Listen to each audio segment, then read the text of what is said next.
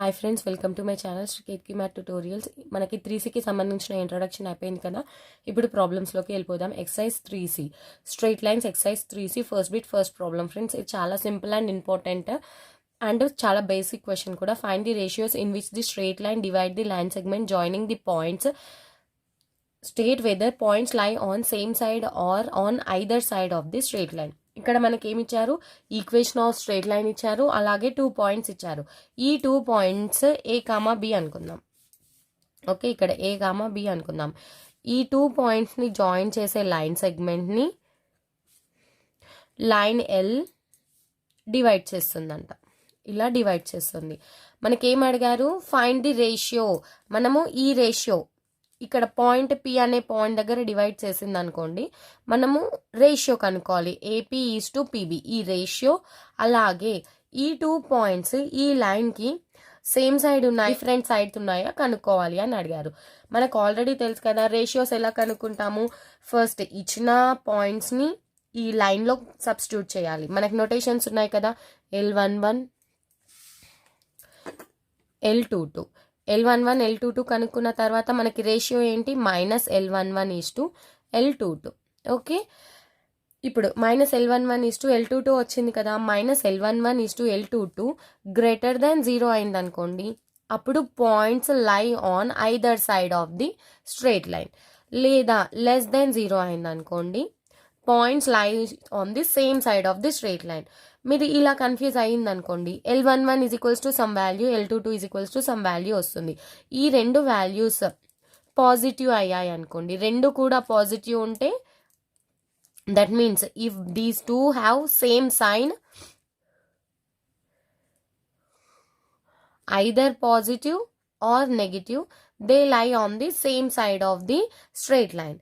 లేదా ఈ రెండుటికి different science ఉన్నాయి అనుకోండి, అప్పుడు మనకి they lie on different sides of the straight line. Okay, మీకు అర్థమైంది కదా. ఇది ఆల్రెడీ ఇంట్రొడక్షన్లో చెప్పేశాను, కాకపోతే ప్రాబ్లమ్ స్టార్ట్ చేసే ముందు మళ్ళీ ఒకసారి ఎక్స్ప్లెయిన్ చేసేసాను.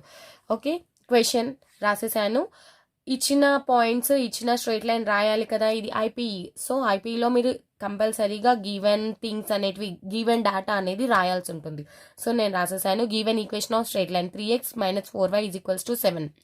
మనం 7ని ఎల్హెచ్ఎస్ తీసుకొస్తే -7 అవుతుంది. L identical to 3x - 4y - 7 = 0 and points A and B. ఇది x1 y1 అనుకోండి, ఇది x2 y2 అనుకోండి. అప్పుడు ఏమవుతుంది? L11 అంటే ఏంటి? మనకు ఆల్రెడీ నోటేషన్ ఉంది కదా.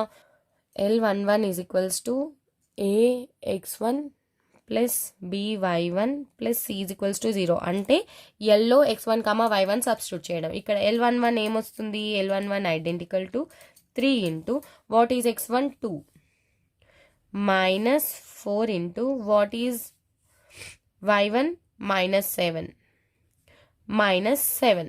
4 into -7 -7 is equals to 0.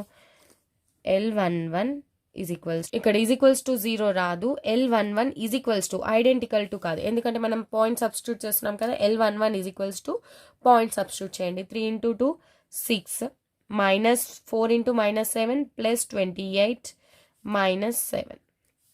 What we will get? L11 is equals to 27 -7,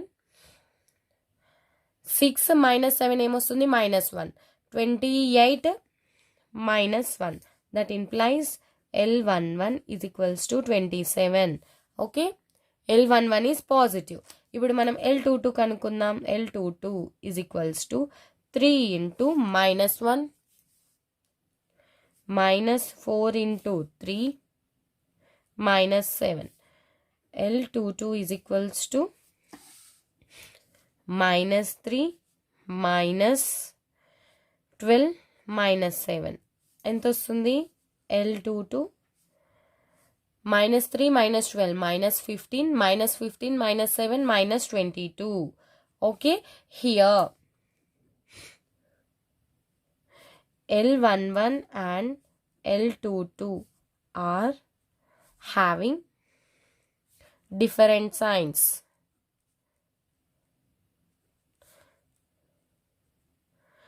L11 is to L22. L11 value ఎంత?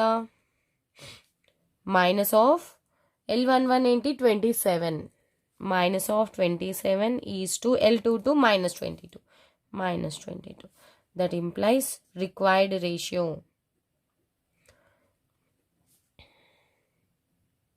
is, ఇక్కడ మైనస్ మైనస్ క్యాన్సిల్ అయిపోతే 27:22 వస్తుంది. Okay, this is the required ratio, and L11 and L22 are having different signs. That implies they lie, therefore points lie on either side of straight line. That means line divides AB line segment in the internally. Okay, ratio is 27:22.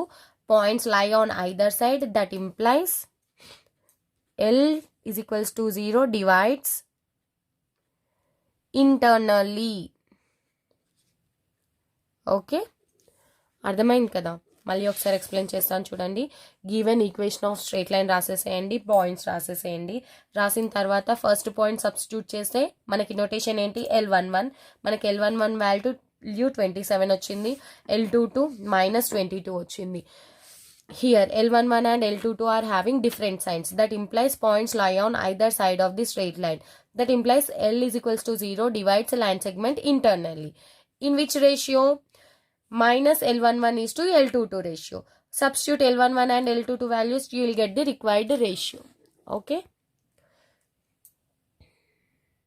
Second problem. 3x plus 4y is equals to 6 and these are the 2 points. ఇక్కడ కూడా మనకి same అదే, మనం ratio కనుక్కోవాలి, whether the points lie on same side or opposite sides of the straight line కనుక్కోవాలి. Given straight line equation రాసేసేయండి. రాసిన తర్వాత L identical to 3x plus 4y minus 6 is equals to 0. ఇక్కడ 6ని నేను LHS తీసుకొస్తే -6 అయింది. అండ్ పాయింట్స్ రాసేసేయండి. ఈ పాయింట్స్ ఏంటి? x1 y1 x2 y2. ఇప్పుడు నోటేషన్స్ ఫైండ్ అవుట్ చేయండి. L11 ఏమొస్తుంది? ఈ పాయింట్ని లైన్లో సబ్స్టిట్యూట్ చేయండి. 3 into 2 plus 4 into -1 minus 6 is equals to 0. L11 is equals to 3 to 6 minus 4 minus 6. Sorry, ఇక్కడ 0 రాదు, మళ్ళీ రాశాను. 6 క్యాన్సిల్ అయిపోతే L11 is equals to -4 వస్తుంది. సిమిలర్గా L22 ఫైండ్ అవుట్ చేయండి. ఏమొస్తుంది? 3 into 1 plus 4 into 1 minus 6. L22 is equals to 3 plus 4 minus 6. 3 plus 4 7. 7 minus 6 1. L22 is equals to 1 వస్తుంది. ఇక్కడ చూడండి, L11 and L22 are having different signs.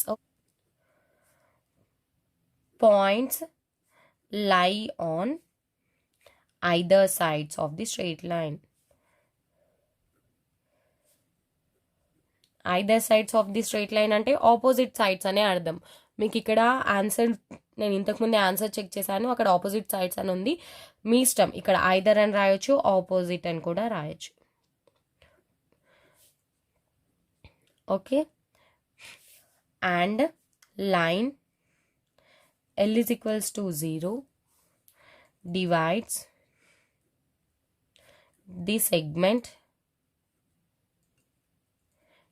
AB in the ratio minus L11 is to L22. ఇక్కడ substitute చేసేయండి. Minus L11 value ఎంత? 4, అంటే -4 is to L22 1. That implies 4 is to 1. This is the required ratio. Next, third one. ఇక్కడ equation of straight line ఏంటి? 2x plus 3y is equals to 5 and these are the 2 points.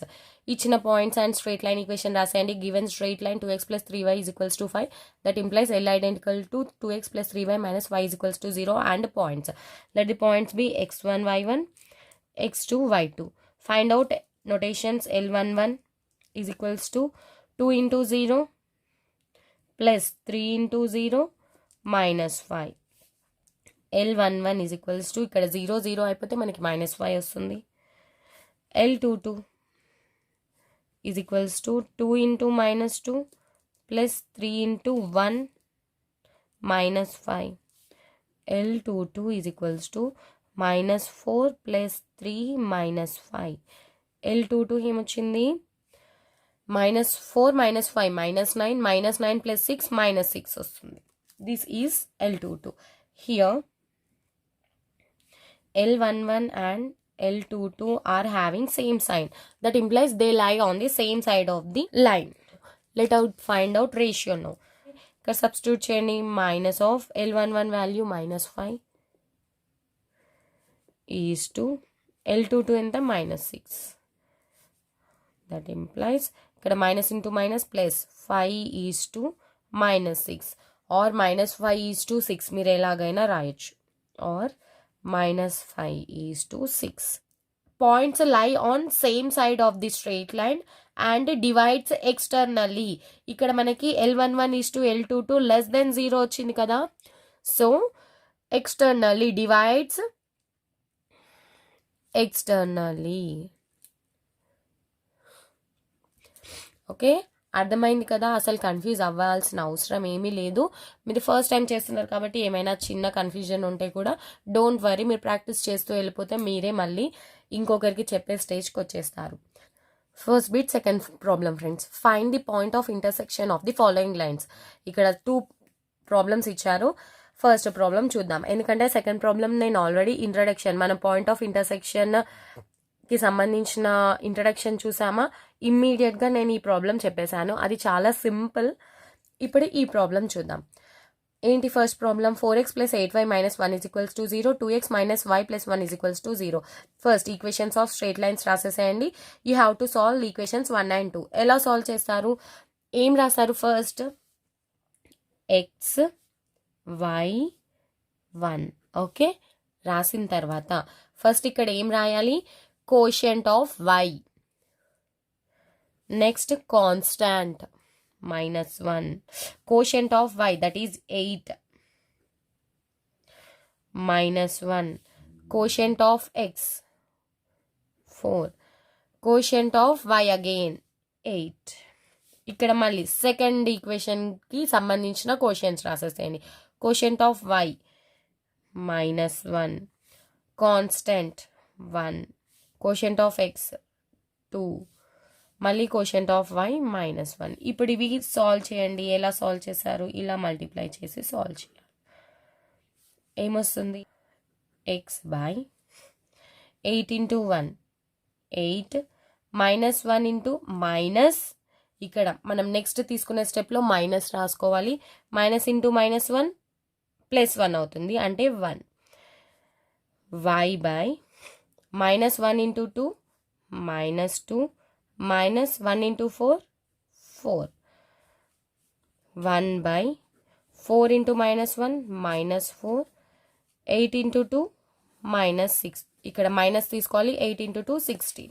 ఇక్కడ మనకి equations 1 and 2 solve చేస్తే ఏమొచ్చింది? x/8 - 1 is equals to y/-2 - 4 is equals to 1/-4 - 16. ఇవేమొస్తాయి? x/7 is equals to y/-6 is equals to 1/-20. -2 -4 -6 -4 -16 -20. ఇప్పుడు ఏమొస్తుంది? x is equals to 7/-20. y is equals to -6/-20. x is equals to -7/20. y is equals to minus cancel. 2 table 6 3 times, 20 10 times, 3/10. Therefore point of intersection. What is the point of intersection? x comma y is equals to -7/20 comma 3/10. Okay, చాలా simple friends. ఈ వీడియోలో చాలా simple problems explain చేశాను.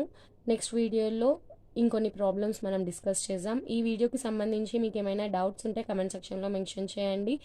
అలాగే మీకు కనుక ఈ video నచ్చితే లైక్ చేయండి, షేర్ చేయండి. అలాగే నా ఛానల్ శ్రీకేత్కి మా ట్యూటోరియల్స్ని సబ్స్క్రైబ్ చేయండి friends. Thank you, bye, see in the next video.